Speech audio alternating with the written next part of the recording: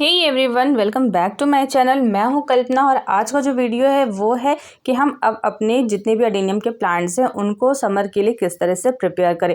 बहुत से ऐसे प्लांट्स होते हैं जो विंटर में ख़राब हो जाते हैं। उसमें से एक प्लांट जो है वो है अडेनियम। इसकी जो रूट्स हैं वो बहुत जल्दी ख़राब हो जाती है। तो आज मैं इसे रीपॉट करने जा रही हूँ और समर के लिए इसे प्रिपेयर करने जा रही हूँ। तो रीपॉट करने के लिए सबसे पहले मैंने जो ब्राउन वाली सैंड होती है मैंने वो लिया है, और अगर आपके पास ना हो तो आप वाइट सैंड भी ले सकते हैं। कोई भी सैंड हो उसे ले लीजिए, और जितने भी मेरे पास प्लांट है उसमें से जो मिट्टी निकल रही है वही मैं इसमें मिट्टी यूज़ करूँगी। कम पड़ेगी तो मैं जो नॉर्मल गार्डन सॉइल होती है उसे मैं ले लूँगी। फ्रेंड्स, आपने देखा कि जितने भी मैं अडेनियम के प्लांट्स है उनके जब मैं निकालूंगी ना मिट्टी, तो देखिएगा उसकी जो मिट्टी है वो कितनी ज़्यादा अच्छी है। बिल्कुल जो प्लांट है वो अच्छे से निकल गया। और साथ ही साथ देखिए, विंटर के बाद मैं इसे रिपोर्ट कर रही हूँ, एक भी रूट जो है वो ख़राब नहीं हुई है।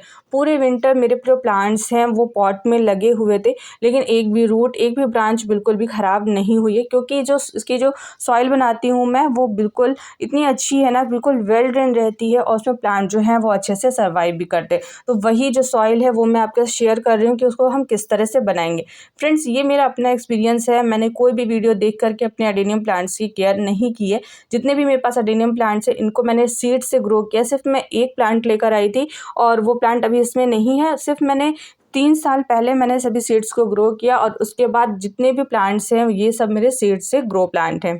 तो मेरा क्या एक्सपीरियंस है, मैंने किस तरह से अपने अडेनियम प्लांट्स को रखा, केयर किए, तो वही मैं आपके साथ शेयर कर रही हूँ। तो सबसे पहले जितने भी मेरे पास प्लांट हैं सभी को मैं इस तरह से निकाल लूँगी, और उसकी जो मिट्टी है उसको मैं इस जो सैंड है उसमें मिक्स कर लूँगी।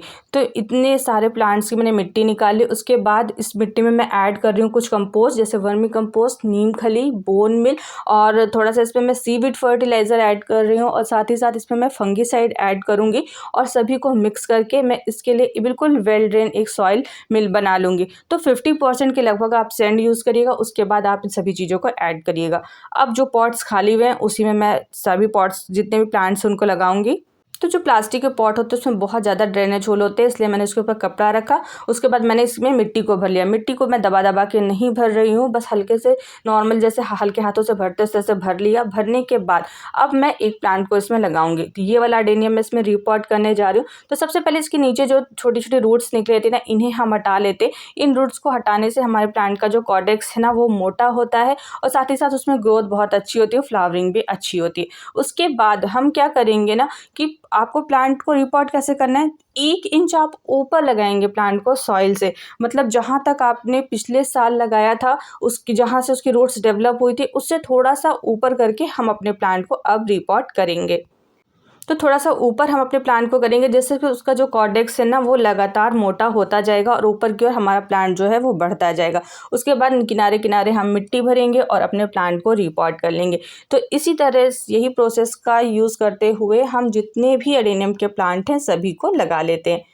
तो फ्रेंड्स, ये देखिए जितने भी मेरे पास अडेनियम के प्लांट है सभी को मैंने रिपॉट कर दिया। इसमें से कुछ जो प्लांट्स हैं उनकी जो एज है वो 2 मंथ, और उसके बाद कुछ 1 ईयर, 2 ईयर, 3 ईयर, इस तरह से। तो इसके बाद का प्रोसेस क्या है, रिपॉट करने के बाद मैं अपने सभी प्लांट की प्रूनिंग कर दूंगी।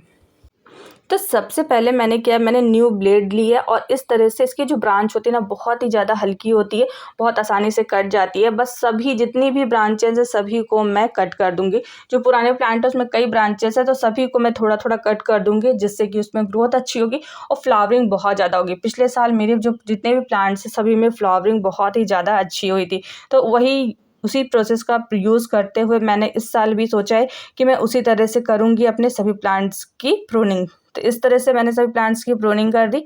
प्रूनिंग करने के बाद अब मैं जहाँ जहाँ से भी मैंने ब्रांचेस को कट किया मैं वहाँ पर इस तरह से फंगीसाइड लगा दूंगी। फंगीसाइड ना हो अगर आपके पास तो आप हल्दी पाउडर को भी वहाँ पर लगा सकते हैं। तो चलिए फटाफट हम इस पे फंगीसाइड लगा देते हैं। फंगीसाइड लगाना बहुत ज़रूरी है। अगर फंगीसाइड नहीं लगाएंगे ना तो आपका जो प्लांट है ना वो ऊपर की ओर ख़राब होने लगेगा। अगर बारिश हो गई या कुछ भी तो आपका प्लांट जो है वो ख़राब हो जाएगा। फंगीसाइड लगा देंगे, उसके बाद मैं अपने प्लांट को इस तरह से पानी दे दूँगी।